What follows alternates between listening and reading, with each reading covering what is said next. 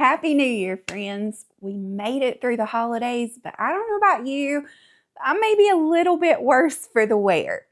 You know that feeling right after the holidays when you've been eating way too much rich food, indulging on all of the good, heavy Christmas treats, lots of sugar, and then New Year's rolls around and you find yourself with brain fog, maybe a little extra acne breakout, maybe your mood is all over the map, and I bet your tummy is not feeling all that great. If you're feeling this, you're not alone. Most of the world is a little uncomfortable after the holidays. And so today we are going to make a brand new tea that I have just released in my tea shop called Gentle Cleanse. Now, this is not a cleanse like the kind you're going to buy at the health store that sends you running to the bathroom. This is a gentle cleanup from the inside out. Instead, what this is going to do is calm your inflammation, slow down all of that bloating, get rid of the brain fog, and sort of just give you a whole reset from the inside out. Sounds pretty good, right? So let's make the special new tea blend together while I tell you a little bit about my own personal New Year's plans and why I think New Year's resolutions are a total scam. Let's get into it. Okay, let's make a cup of tea together. So I have my bowl and a big old spoon, and I have all our ingredients here on the counter. But before we start, let's take a minute and talk about New Year's resolutions and why they're a total scam. So if you're online, you're probably hearing everybody talk about making all these New Year's goals, new resolutions, new year, new you. I'm here to tell you it's complete garbage. It's hogwash. And here's why. They have actually researched this. You guys know I'm a studies girl. Like, give me a good study and I'll be happy for a while. And they actually have done studies on this. And 80% of people don't keep their New Year's resolutions past March. Okay, like we're not even accomplishing a quarter of the way through the year. And so then what happens? Suddenly that whole big list of New Year's resolutions that sounded really good on January 1st, by April 1st is completely unattainable. And then you're left with this whole big pit of shame in the gut of your stomach because you didn't pull it off. You failed again. Have you been there? I certainly have. In my younger years, I made all kinds of New Year's resolutions. Every year, it was like, this is the year I'm going to get skinny. I'm going to make more money. I'm going to pay off my debt. I'm going to have more time with my kids. The resolutions were always good, right? Good, worthy goals. But the problem was it was a goal with no steps to get there, okay? I already knew that I wanted to do all of those things. But if I don't have a plan to accomplish it, all I've done is set a lofty goal that I can't reach. And that just leads to discouragement. So about, I don't know, probably 5 or 6 years ago, I changed how I approached New Year's. And I threw out resolutions for good. I'm done with that. I don't do New Year's resolutions anymore. Instead, I started choosing a word of the year. And you may have heard of this. A lot of people do it. And basically, you make this a matter of prayer and you ask God to show you what is the word that you want me to focus on for the new year. And it never fails, the Lord will show me a word. It will be something that will just pop up frequently over and over. And it's like, wow, like I'm just seeing this all the time. Or it might be I hear a sermon and something really hits me during that sermon, or a song, or I'll be reading a book. But one way or another, God always shows me what my word should be. And you know, every year it turns out that that word is so incredibly meaningful. And I think the biggest example of this was my word of the year in 2022. And that was the year that I found out I had Lyme disease. So going into New Year's that year, I was sick. I was hurting. I was in so much pain. I had been diagnosed with rheumatoid arthritis and lupus and Cushing's syndrome. I had high cortisol. My thyroid was whacked out. Everything was a mess, okay? And I was this close to losing my ability to walk because my joints were so bad. And I was without much hope at that point. And that year, when I prayed about my word of the year, the word I kept seeing everywhere was survivor. And I'll be honest, I didn't want that to be my word. I kind of resisted it and was annoyed and was like, I'm already barely surviving. Like, why are you giving me this word? How about a word like healing or hope or whole? Like, what are you doing, Lord? But I kept hearing survivor. And so I accepted it. And I was like, that's going to be the word I focus on in 2022. Feel in my heart, this is the word I need. And I have no idea why. It kind of freaks me out if I'm honest. But my word for 2022 is survivor. Survivor. I don't know why that's the word that God is directing me to, but I firmly believe He is. When I first started praying about it and I heard that word, and I kind of got nervous, and I was like, I don't think I want that word. That sounds really scary. But every year, God uses my word to shape me and make me more like Him. So I have no idea what survivor will bring for me this year. I've talked to my husband about it, and I've talked to my best friend about it, and I've asked them to pray about it with me before I set that as my word to make sure that I'm not hearing wrong, because it's a weird word. And they both affirmed it, and they both, without knowing what the other said, told me they believed that survivor was going to be my testimony with my health as I'm recovering from burnout and shingles and autoimmune disease and all the things that I've had going on the last couple of years. 2 weeks after I chose that word, middle of January, is when I had my first bioenergetic scan to try to fish out the root cause of all of the issues I was having. And that's when they found the Lyme disease that had been secretly wreaking havoc for decades. That having that word survivor was the first thing I thought about when they handed me that diagnosis. When I found out I had Lyme and I realized what the battle was I had to fight, suddenly it had a name and it became something I could survive because I knew what it was. And for so long I didn't know what I was up against, you know? When you're fighting this mystery illness or this chronic disease and you don't even know what it is, that's the worst part, is the not knowing. And so when I had a name for it, and I knew it was Lyme disease, and I knew it came from a tick bite, and I knew when that tick bite happened, and it all started to make sense, suddenly everything changed, and I realized I could survive this. And as you guys know, I did survive it, and I don't have Lyme disease anymore. I am completely in remission. There is no evidence of Lyme in my body anymore. And that in and of itself is a miracle, because some people fight Lyme for years and they don't survive. People have lost their lives to Lyme disease even. So I never take that for granted. And survivor is now a part of who I am because I survived. So as I was trying to figure out what my word should be for 2026, normally I kind of choose my word in December. That's when I focus on it and pray about it. But this year was kind of different because I got my word in September. I have known since September. And interestingly enough, I got my word around the same time I opened the herb shop. And so my word for 2026 is identity. And I know that might sound like a weird one, but it really goes with what God is teaching me lately. And this is a little personal, but you guys are my buddies, so we're going to talk about it. So identity, who I am. For many years, I had my own definition of who Amber is, right? And over the last, 3-4 years, going through Lyme disease, changing my diet, changing my life, changing really everything about how we function as a family, and embracing like this new homestead sort of pace to life, it has really changed a bit of who I am. And I've started, as I crossed into my 40s, I've become comfortable with who I am. Maybe that's the way to say it. In your 20s, I think you're untangling your childhood and trying to understand yourself through new adult eyes. In my 30s were defined by a whole lot of sickness. I spent most of my 30s sick.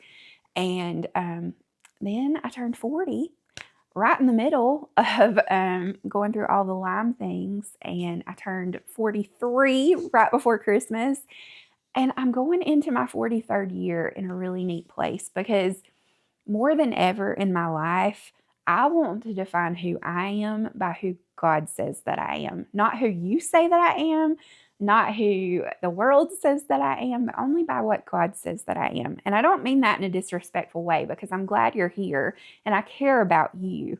but your opinions as my online community should not dictate how I view myself.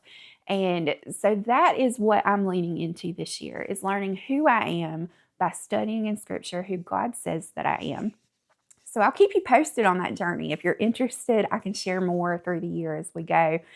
But identity is my word. And I want to encourage you to pick a word for this year, because it is so impactful when you carve out just a little time and you pray about this and you ask God.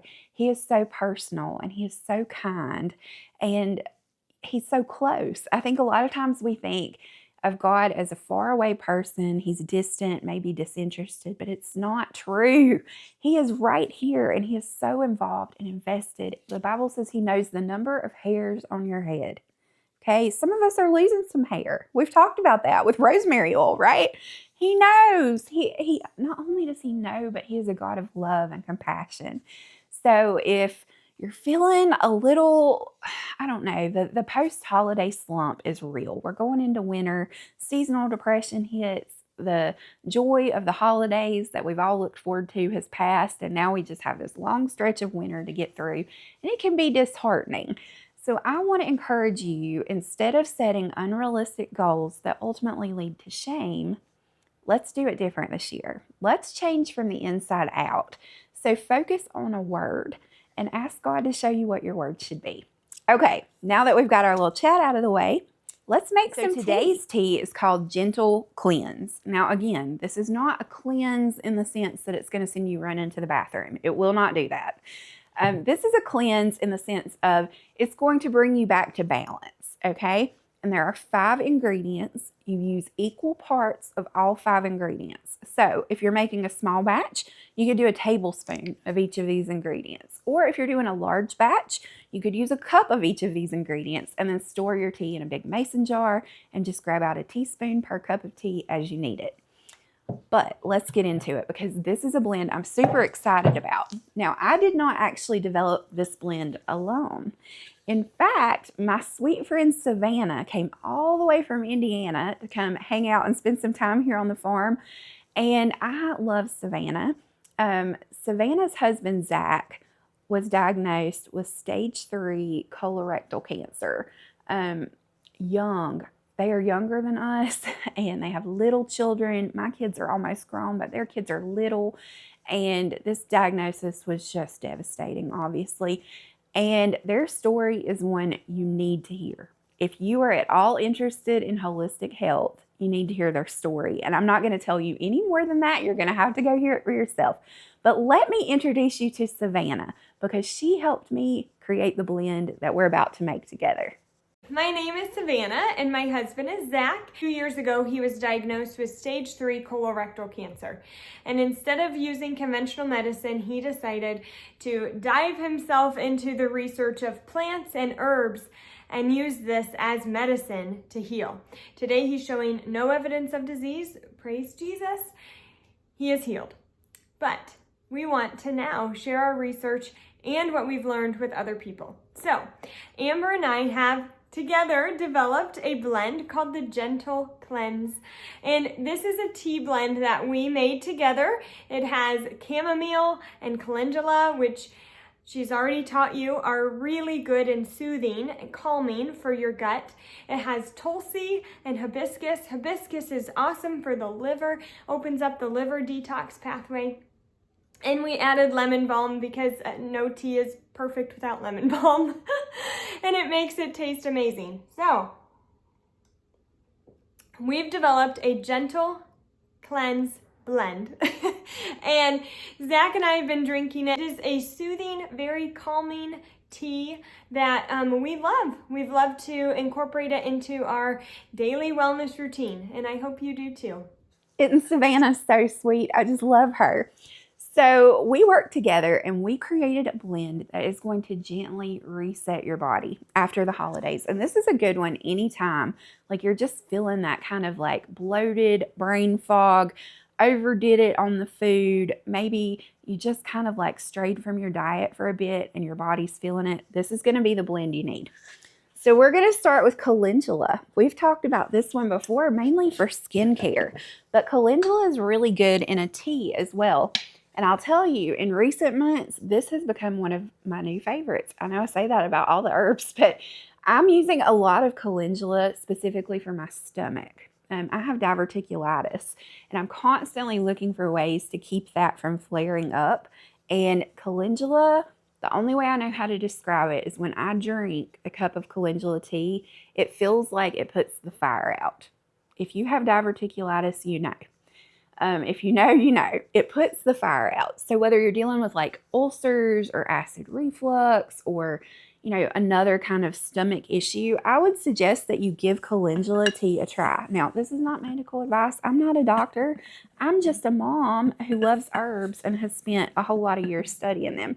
So calendula, we're going to do 1 spoonful of calendula in our mixing bowl. And that's our first ingredient. So this is going to come in and it's going to soothe inflammation in the gut. And it's going to get rid of that bloat and uncomfortableness. Next, chamomile. Another one we've talked about before. Chamomile is very calming. We're going to add this one because chamomile is going to help clear the mind, the brain fog, and just get rid of that. And it's going to calm down the whole body. If your system is feeling a little wild, chamomile is going to calm you down.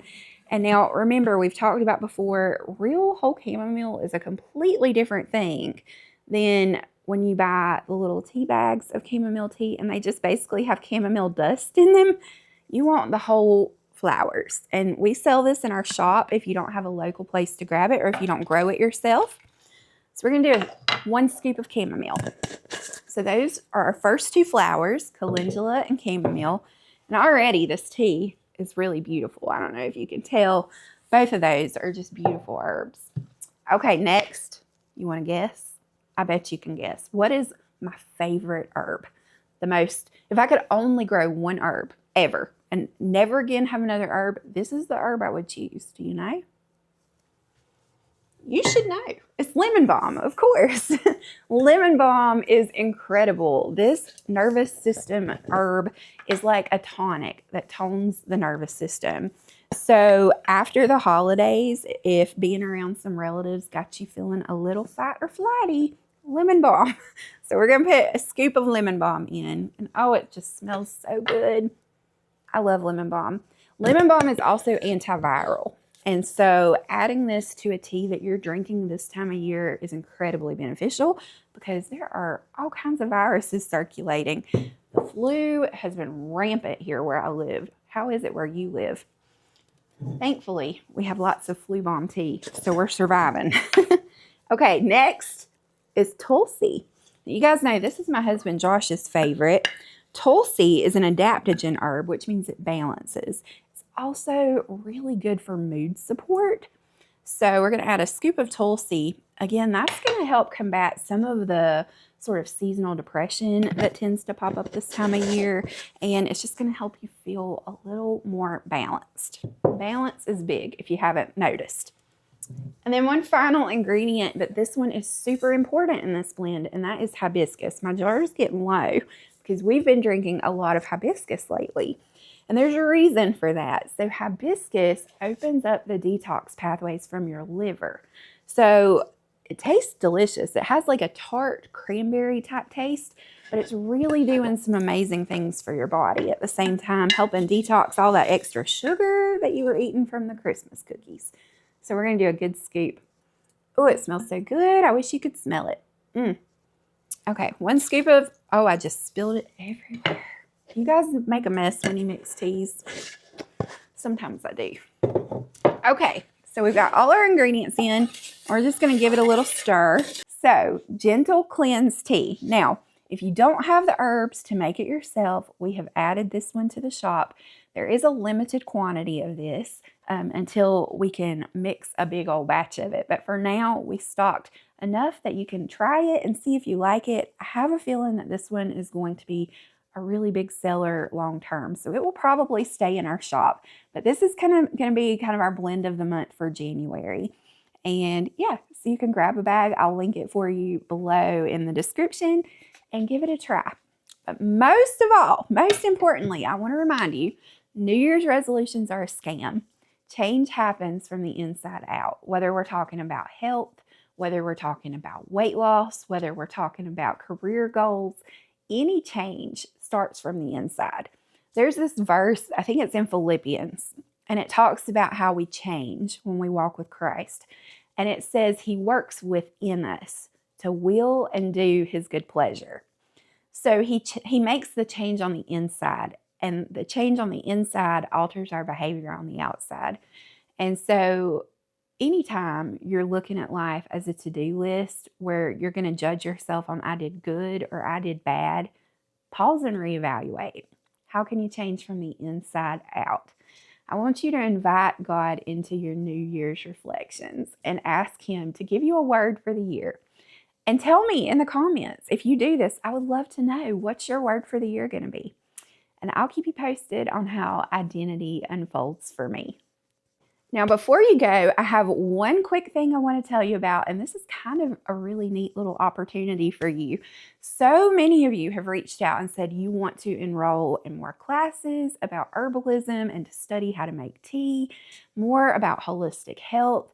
And I was invited a few months ago to be part of something called the Holistic Health Bundle. And basically, this is a massive collaboration event between nutritionists, herbalists, doctors, integrative health practitioners, chiropractors, all kinds of people that work in the holistic health space. And what they invited me to do was donate a copy of my book to be part of this bundle sale they're doing. And essentially for 10 days, starting January 1st to January 10th, you can download all of the included books and courses. They're all in an immediate downloadable format. And it's over $5,000 worth of books and courses, but you get it all for $50. So my book included is The Everyday Herbalist. Now it comes as a PDF. You can print it and spiral bind it so you'll have a copy just like mine. But this is included in that bundle along with dozens of other books and courses. Now use your discernment. I have not looked through them all. I don't know all of the practitioners involved. So, go in with careful eyes. But I will tell you that there's some good stuff in there. I've looked through enough to see that there's some really valuable resources. So you might want to check this out. It's a really good deal. It's $5,000 worth of stuff for $50, but you can only get it for 10 days.